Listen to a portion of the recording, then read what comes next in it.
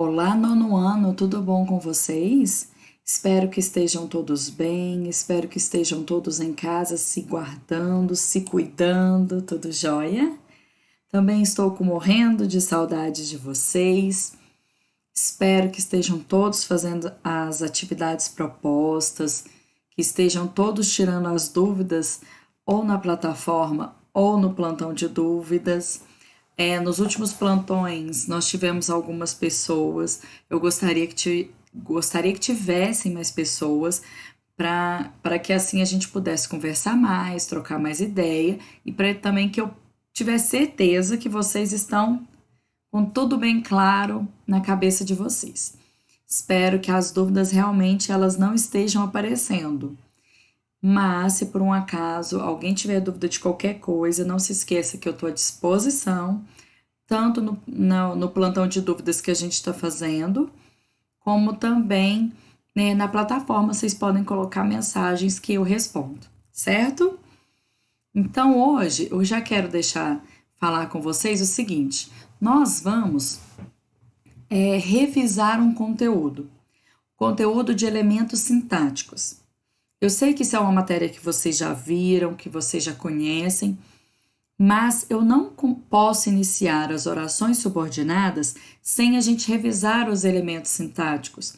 Nós vamos precisar deles.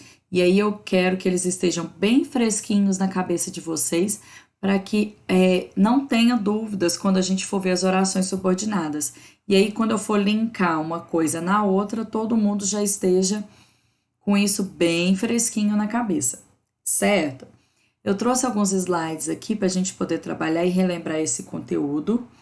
Eu não trouxe todos os elementos sintáticos, eu trouxe somente aqueles que nós vamos usar em orações subordinadas substantivas, certo? Então, já fique atento, papel e caneta na mão, que a gente vai seguir.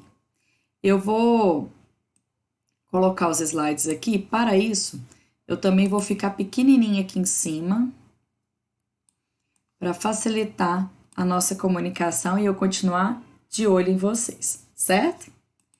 Então, gente, nosso conteúdo ele vai se pautar na revisão. Deixa eu ficar do lado de cá, então. Na revisão de elementos sintáticos, certo? Essa revisão, ela será feita, como eu havia dito, somente dos elementos que a gente realmente precisa. Os outros elementos vocês vão usar futuramente, mas para a nossa aula de orações subordinadas, eu preciso revisar apenas 6 desses elementos sintáticos, tá? Então vamos ao primeiro deles, que é o sujeito. Vocês se lembram o que é o sujeito de uma oração? Sujeito é o termo sobre o qual é feita uma declaração verbal e com o qual o verbo concorda. Vamos lembrar que sempre o verbo vai concordar com o sujeito, né? Então a gente tem essa ordem logo de cara em qualquer oração, qualquer estrutura frasal. O sujeito, ele é que vai mandar na concordância do verbo. O verbo sempre vai concordar. Então, por exemplo, se eu tenho ele foi. Eles foram. Então, meu verbo está concordando com o meu sujeito. E lembrando também que o sujeito é aquele que vai praticar uma ação. É ele que vai executar a ação. Então, por isso que o verbo tem que estar em concordância com ele, porque é ele que vai executar aquilo ali. E aí eu trouxe alguns exemplos para que a gente possa relembrar e como que a gente vai poder classificar. Não vamos precisar relembrar quais são os tipos de sujeito, mas identificar o sujeito na oração a gente precisa. Então eu trouxe aqui para vocês os seguintes exemplos. O homem encontrou a esposa na praia. Então a gente pergunta sempre para o verbo. Encontrou. Quem encontrou? O homem. Então o homem é que executou a missão aqui, executou a tarefa de encontrar. Na segunda oração, nós temos: todos compareceram à festa. Compareceram. Quem compareceram? Todos. Então, nós temos aqui o meu sujeito também explícito. Nesses dois primeiros, nós temos sujeito simples. Por que que eu consigo classificar isso? Porque é o sujeito com um único núcleo. Eu só estou relembrando, mas essas classificações, como eu disse, vou repetir, não precisa ficar pegado isso agora. O pai e a filha viveram aqui por 1 ano. Aqui eu vou ter um sujeito composto, e aí eu pergunto: quem viveram? O pai e a filha. Eu tenho 2 núcleos nesse meu sujeito: pai, a palavra pai, e a palavra filha, certo? E a minha última oração de exemplo: esperamos por você. Aqui nesse caso, o meu sujeito ele não está explícito. Ele é um sujeito que a gente chama que é desinencial, ou antigamente a gente chamava de sujeito oculto. Hoje caiu isso em desuso, as pessoas só usam desinencial. Mas por que que esse sujeito ele é desinencial? Porque ele não aparece de maneira explícita na minha frase, na minha oração, mas eu consigo identificar ele quando eu pergunto para o verbo esperamos. Quem esperamos? Nós. Por que que eu sei que é o nós? Porque só o nós é que pode conjugar o verbo e que ele vai ter essa terminação mos. Então, nós esperamos por você. Por mais que o meu sujeito não apareça aqui antes do verbo do jeito que a gente gostaria que acontecesse, mas eu consigo identificar esse meu sujeito através da conjugação verbal, tá? E aí eu coloquei ele aqui no final como forma indicativa para que vocês pudessem relembrar, mas na realidade esse sujeito ele é desinencial. Aqui nós percebemos o sujeito, eu coloquei ele destacado da cor azul. Para quem vai colocar isso aqui no caderno e vai colocar destacado, colorido, com cores, vai deixar bem enfeitado para relembrar esse conteúdo, eu sugiro, se for colocar colorido, seguir o padrão que eu estou fazendo. Porque os outros eu também vou colocar coloridinho para poder destacar cada um deles. Agora, se você não quiser colocar colorido, não precisa. Isso é só uma ideia, uma sugestão que eu estou passando para vocês, tá certo? Então, todo mundo relembrou o que que é o sujeito e o que que ele faz numa oração? É ele que vai executar a ação. Se eu tiver uma oração que não tem sujeito, existe isso, né? Existe a oração sem sujeito, que é aquela quando um verbo é impessoal, né? Quando a gente tem fenômenos da natureza. E aí são casos que isso pode acontecer com o verbo haver. Mas aqui nesse caso eu trouxe para vocês todas as orações. A gente tem sujeito, um sujeito a ser classificado, até porque quando a gente for montar as nossas orações subordinadas, quando a gente encontra o sujeito, fica mais fácil para a gente identificar a classificação da oração subordinada substantiva, certo? Vamos seguir então para o nosso próximo item, elemento sintático. O próximo é o predicado. O que que é o predicado de uma oração, gente? É o termo que contém o verbo. O que que é o verbo, né? Ou a declaração verbal da oração. Não precisa ser necessariamente um verbo. Pode ser uma locução verbal, é a ação que estiver ali. O predicado tem esse termo aí. Eliminando-se o sujeito, todo o restante é predicado na oração. Então, por exemplo, a partir do momento que eu identifiquei quem que é meu sujeito, o restante da oração é o predicado, certo? E não se esqueçam que o predicado ele começa com o verbo, né? Ele que inicia geralmente o nosso predicado. Claro que a gente tem que ficar atento à questão de advérbios, mas geralmente é o verbo que vai iniciar o nosso predicado. Então, eu trouxe aqui os mesmos exemplos do slide anterior do sujeito, agora eu trouxe de novo para identificar o predicado em todas elas. Então, na minha primeira oração que eu tenho, o homem encontrou a esposa na praia, se o homem, no slide anterior, a gente viu que ele é o sujeito, o que que vai ser o meu predicado? O restante, que é encontrou a esposa na praia. Então, encontrou é o meu verbo, e aí eu tenho o predicado. No predicado, geralmente a gente vai classificar ele por predicado verbal, nominal ou verbo nominal. Aqui eu também não vou relembrar essas nomenclaturas com vocês, porque o importante é a gente lembrar o que é o predicado, qual que é a função sintática dele e como que a gente identifica. Não precisa da gente relembrar as classificações nesse momento. Quero dizer a vocês também o seguinte, que dentro do predicado a gente também tem os elementos, os complementos verbais, tá? E podemos talvez ter complementos nominais. Isso eu vou deixar um pouco mais para frente. Mas por que eu já estou falando dos complementos verbais? Porque depois a gente vai ver complemento verbal, que são os objetos direto e indireto. Mas eu quero que vocês já fiquem atentos que a função do predicado é também conter o verbo e o restante do que a gente tem na nossa oração. E não somente o verbo e não somente o complemento verbal, tá? Quero que vocês percebam o tamanho do meu predicado. O que ele compreende? Eu tenho simplesmente o sujeito que eu retirei e o resto é o meu predicado. Estou reforçando isso porque, como eu disse, em orações subordinadas a gente vai ter que separar dessa forma, tá?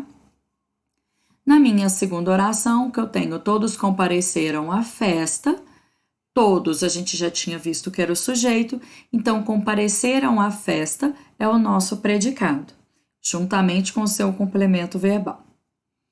O pai e a filha é o meu sujeito, então eu tenho como predicado viveram aqui por um ano. E também na última oração, eu tenho como sujeito nós, que é um sujeito desinencial, então o meu predicado é toda a oração, esperamos por você. A oração inteira se torna o meu predicado, porque eu não tenho sujeito explícito, certo? Vamos seguir então. Nosso próximo slide vai trazer o objeto direto, que é um complemento verbal. Quero relembrar o que ele faz. É o complemento verbal de um verbo transitivo direto, portanto, é subordinado ao verbo. Quero relembrar a vocês que é o verbo que vai precisar do objeto direto. Então, eu não tenho objeto direto simplesmente, é o verbo que realmente precisa desse complemento, tá bom? E aqui ele vai complementar que tipo de verbo? O verbo que é transitivo direto. Trago a vocês então os exemplos. Comprei o carro. Qual que é o meu sujeito, se a gente for analisar desde o início? Eu. E é um sujeito desinencial porque ele não está explícito na minha oração. Comprei é o meu verbo, né, que está aqui. E quem compra, compra algo ou alguma coisa. Então, nesse caso, é um verbo transitivo direto. Eu preciso do complemento, no caso, o carro. Se eu fosse identificar o núcleo desse sujeito, o núcleo do objeto direto seria a palavra carro, que é o substantivo que não pode faltar, ok? Nós bebemos o vinho. Aqui nós temos o sujeito, nós, sujeito simples, bebemos, que é o meu verbo transitivo direto. Por quê? Quem bebe, bebe alguma coisa. O que eu bebo? O vinho. No mesmo caso da situação anterior, o vinho é o meu objeto direto e o núcleo desse objeto direto é a palavra vinho. Encomendei uma pizza. Encomendei o meu sujeito eu, um sujeito desinencial que não aparece. Encomendei. Quem encomenda, encomenda algo ou alguma coisa. Então, aqui eu vou ter um verbo transitivo direto e o meu complemento é uma pizza. O núcleo desse objeto seria pizza. Na última oração, todos esperam a primeira classificação. Eu tenho aqui todos é o meu sujeito, esperam o meu verbo. Quem espera, espera algo ou alguma coisa. Nesse caso, o que é esperado é a primeira classificação. O núcleo do meu objeto direto nessa situação é a palavra primeira, tá? É o meu numeral, ok?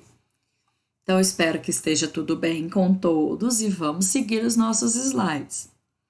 Próximo slide vai falar do objeto indireto. Digamos que ele é um irmão do objeto direto com uma diferença.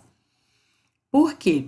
O objeto indireto é o complemento verbal de um verbo transitivo indireto. Portanto, é subordinado ao verbo também. Então, relembrando a vocês, esse verbo aqui, ele é um verbo que vai precisar também de um complemento igual ao caso anterior, só que por ele ser um verbo transitivo indireto, ele vai precisar de um complemento e também de uma preposição para ligar esses dois termos. É um verbo que precisa de um complemento e de uma preposição interligando. Então, eu trouxe alguns exemplos também. Ela desobedeceu às regras da instituição. Sujeito, ela. Quem desobedeceu foi ela. O verbo desobedeceu. Quem desobedece, desobedece a alguma coisa ou a alguém. A minha preposição é o a. Então, aqui eu tenho as regras da instituição. Esse as aqui, ele tem crase, porque é a junção do artigo definido feminino plural as, mais a crase a. Ó, mais a preposição a. Por isso que ele possui crase. E aqui, nesse caso, o núcleo do nosso objeto indireto seria regras. Ela assistiu ao último filme do seu ídolo. Então, eu tenho ela como meu sujeito simples. Assistiu, o verbo transitivo indireto, porque quem assiste, assiste a alguma coisa ou a algo. E aqui, nesse caso, ela assistiu ao último filme do seu ídolo, certo? Então, aqui eu também tenho um objeto indireto, porque eu tenho a preposição a aqui, fazendo uma combinação com o meu artigo o. Gostei dessa música. Eu é o sujeito desinencial. Gostei. Gostei é um verbo transitivo indireto. Por quê? Quem gosta, gosta de algo ou de alguma coisa. Então, nesse caso, gosta dessa música, certo? E aqui eu vou ter a preposição de mais o pronome demonstrativo essa, que juntinhos, contraídos, fazem essa preposição aqui junto com o pronome, ok? Precisamos das 3 para o projeto. Qual que é meu sujeito? Nós. É um sujeito desinencial. Precisamos é o meu verbo transitivo indireto. Quem precisa, precisa de algo ou de alguma coisa. Então, do que eu preciso? Precisamos das 3 para o projeto. Então, eu tenho aqui a minha preposição também nesse meu início de objeto indireto. Perceberam que aqui, quero ressaltar com vocês, aqui todos têm a preposição após o verbo e antes do objeto indireto em si, né, do meu núcleo. Quero que vocês percebam e eu quero ressaltar e chamar a atenção que o objeto indireto, ele é um complemento verbal, ou seja, ele vai complementar o quê? Um verbo. Então, eu vou ressaltar isso novamente para vocês, que ele vai complementar o verbo. Por que eu estou ressaltando isso aqui no objeto indireto? Porque o outro elemento sintático que vocês podem se confundir é com o complemento nominal. Ele também possui preposição, só que ele vai complementar um nome, diferentemente do objeto indireto, que vai complementar um verbo, né? Precisar, gostar, assistir. Aqui, nesse caso, o complemento nominal sempre vai estar complementando um nome. Então, é o termo complementar de sentido do nome, né? O nome não vai estar com seu sentido completo, então eu vou ter o complemento nominal para complementá-lo, que pode ser um adjetivo, um advérbio, um substantivo e o faz com auxílio de preposição. Então, a dúvida é justamente essa. Por quê? Se eu tenho dois elementos que têm preposição, significa que é objeto indireto? Não, eu vou ter que ler, porque se estiver complementando o verbo, é um objeto indireto. Se essa preposição, esse termo com preposição, estiver complementando um nome, então é um complemento nominal, tá? Então, seguindo aqui, eu trouxe os seguintes exemplos. Era fiel aos amigos. Então, era fiel. Aqui está o meu verbo quem? Ele. Ele era fiel aos amigos. Eu tenho um sujeito também desinencial. Era o meu verbo. Se eu falar só era fiel, a quem? Quem é fiel a alguém. Então, nesse caso, aos amigos. Aqui está minha preposição, o a, tá?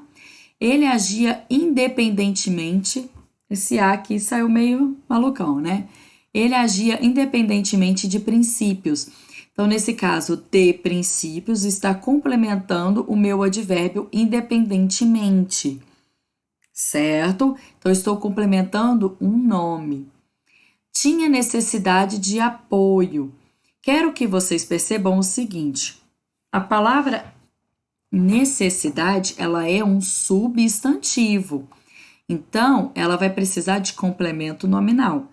Quando necessidade estiver em forma de verbo, ele vai precisar de um objeto indireto.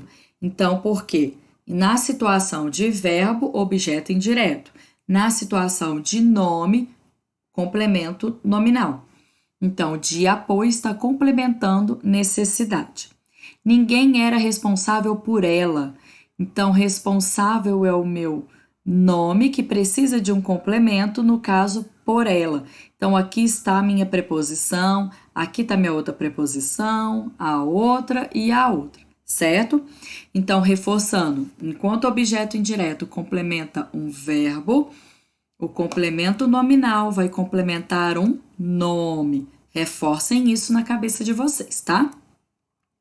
E por último, o último elemento, o aposto. Esse último elemento significa que não tem mais elemento sintático? Não, tem mais elemento sintático. Mas hoje eu trouxe esses 6 para vocês, que é os que vão nos ajudar nas orações subordinadas, tá? O aposto é o termo que tem a função de explicar, especificar, explicitar, resumir, enumerar, identificar outro termo já expresso na oração. Então, como que é o meu aposto? A primavera, estação do amor e das flores, começou ontem.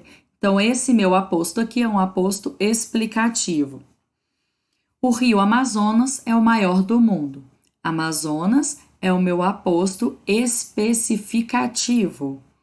Tudo lhe trazia tristezas. A sala, o quarto, a cama, os lençóis, os móveis, o cigarro e o cachorro. Esse aposto é enumerativo. A sala, o quarto, a cama, os lençóis, os móveis, o cigarro, o cachorro, tudo lhe trazia tristezas. Esse aposto é resumitivo. Você não precisa lembrar desses tipos de classificação do aposto.